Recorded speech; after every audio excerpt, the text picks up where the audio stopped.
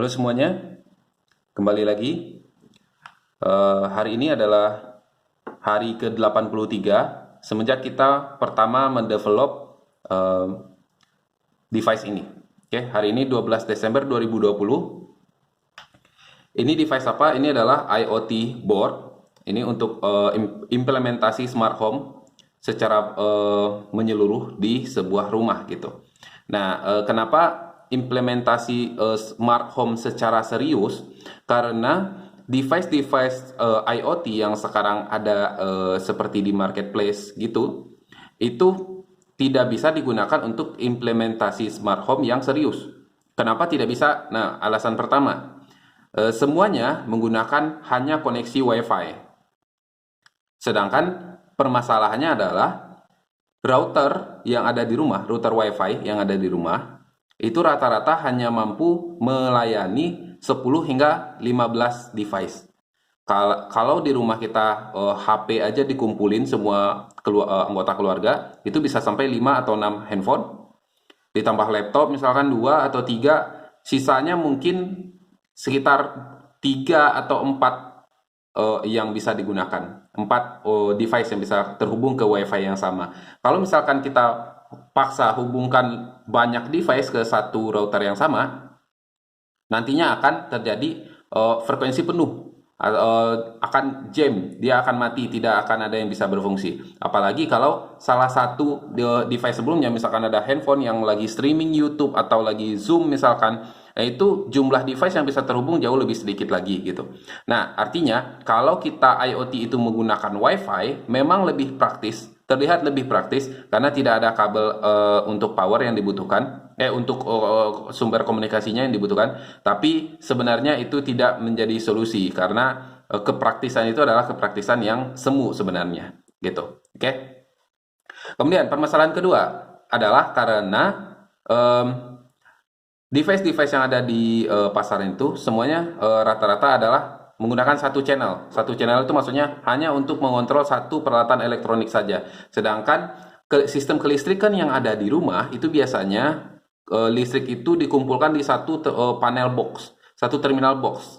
Oke, di rumah-rumah itu bisa kita lihat ada kelistrikan itu dihubungkan ke satu terminal box besi gitu. Oke, bisa terpasang di dinding biasanya. Nah, kalau kita hubungkan satu alat untuk satu device IoT untuk satu alat elektronik, tentunya akan sangat merepotkan.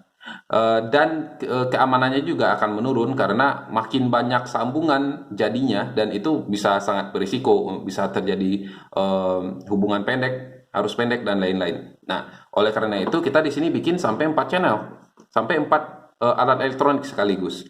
Bahkan di versi berikutnya mungkin kita bisa tambahkan langsung 8 channel sekaligus gitu. Ya, jadi oleh karena itulah kita mendesain alat ini. Ini adalah revisi kedua. Jadi dalam 83 hari ini kita sudah membuat 2 revisi. Ini adalah revisi kedua versi stabil karena revisi pertamanya ketika kita bikin itu ada beberapa bug yang terjadi seperti panas, komponennya dan lain-lain. Nah, ini komponennya kita perbaiki, jalurnya kita gambar ulang lagi. Kemudian kita cetak kembali ke pabrik PCB-nya ya. Kemudian komponennya kita solder-solder lagi, dan ini adalah revisi kedua. Revisi kedua ini adalah revisi stabil yang sudah final, perfecto, semuanya berfungsi dengan baik. Sekarang kita akan langsung temukan. Oke. Nah, ada satu hal yang menarik yaitu di sini kita tidak melihat sama sekali ada jack DC untuk sumber powernya, sedangkan alat ini membutuhkan sumber listrik. Dia untuk menyala bisa membutuhkan sumber listrik untuk kalkulasinya, untuk manajemen internetnya, untuk men-trigger relay-relay ini dia membutuhkan sumber listrik. Tapi kita tidak melihat ada jack DC di sini. Kenapa bisa begitu? Karena, nah ini, kita menggunakan sumber internetnya adalah kabel LAN, kabel Ethernet. Di samping WiFi tetap ada digunakan di sini. Di sini bisa dilihat ada soket UFL untuk konektor antena WiFi, tapi tidak secara defaultnya tidak terpasang. Oke, jadi kalau prioritas utamanya adalah menggunakan kabel Ethernet, tapi kalau dibutuhkan tetap pakai WiFi masih bisa.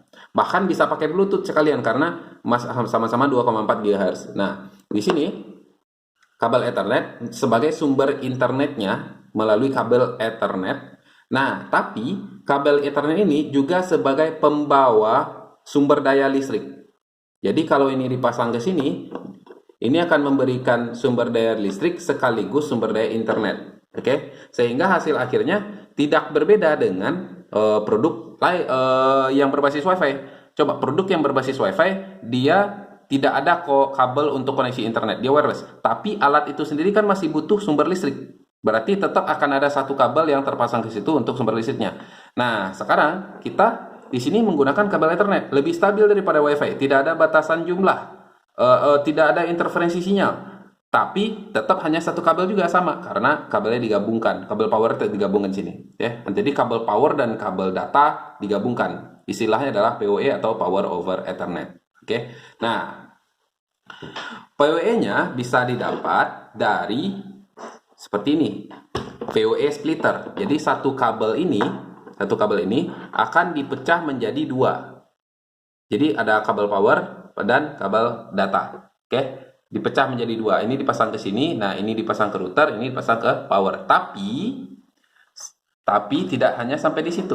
Kalau kita menggunakan router yang sudah support PoE seperti ini, contohnya adalah Mikrotik RB951, di mana Ether 5-nya itu sudah ada PoE-nya, kita tidak membutuhkan power adapter lagi. Kita tidak membutuhkan sumber listrik adapter lagi. Kita cukup pasang di sini. Oke, dia akan memberikan sumber internet sekaligus sumber daya listriknya. Oke, kita pasang. Oke, dia menyala. Oke. Bisa dilihat ada lampu biru di situ, itu untuk lampu merah di situ untuk indikator bahwa alat ini sudah mengkalkulasikan power yang dia terima cukup untuk kebutuhannya selama dia menyala nanti. Oke, maka LED merah akan menyala.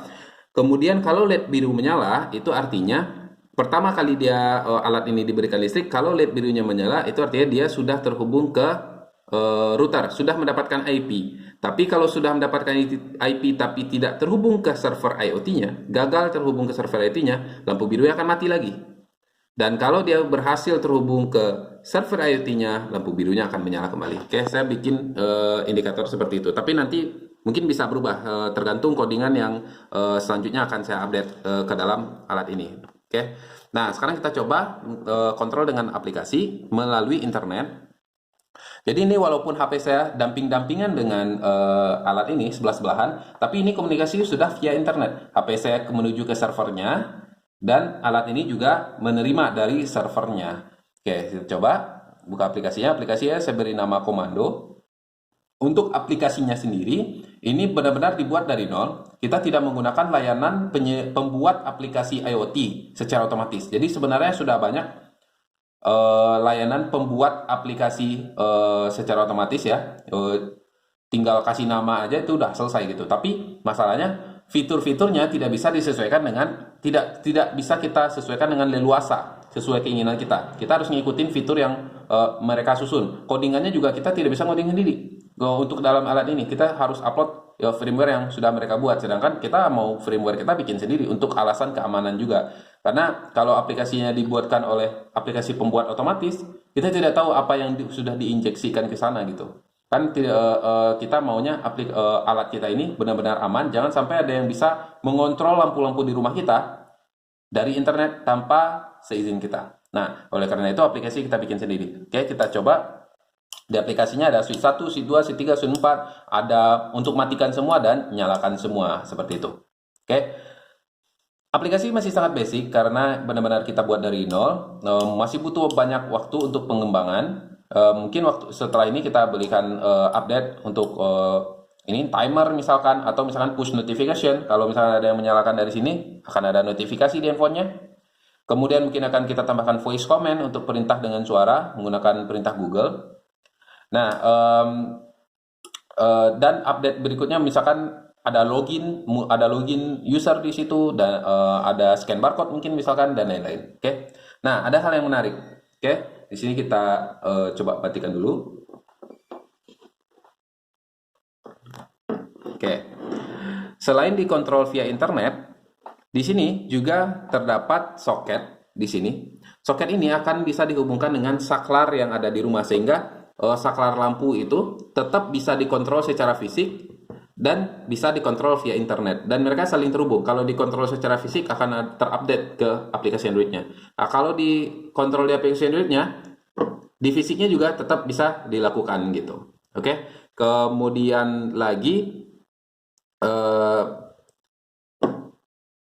di sini juga eh, bisa selain menggunakan WiFi, ini juga bisa menggunakan Bluetooth kalau misalkan koneksi internetnya mati. Sehingga kalau misalkan di rumah kita itu kita implementasi smart home, tapi layanan internet misalkan sedang ada gangguan, jangan sampai smart home kita malah benar-benar total mati, tidak bisa digunakan sama sekali. Nah, tentu tetap harus ada alternatif kedua, sehingga kalau internet mati dia tetap bisa dikontrol gitu. Nah, kita bisa menggunakan Bluetooth nantinya. Oke, bisa dilihat di sini belakangannya seperti ini. Ada simbol PoE, WiFi, Bluetooth, Touch. Nah, Touch ini sensor sentuh ya. Jadi di sini saya sudah menambahkan rangkaian elektronik untuk sensor sentuh. Jadi kita tidak membutuhkan sensor sentuh tambahan.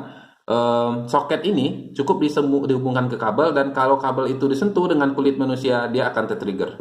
Oke. Tidak dibutuhkan sensor sentuh tambahan, dan itu sangat aman ya, karena tidak perlu takut kesetrum karena menggunakan konsep capacitive touch di situ. Oke, seperti cara kerjanya sensor sentuh pada handphone. Ya. Untuk servernya sendiri, ini servernya juga kita tidak menggunakan server publik. Server publik yang biasa untuk penghobi elektro.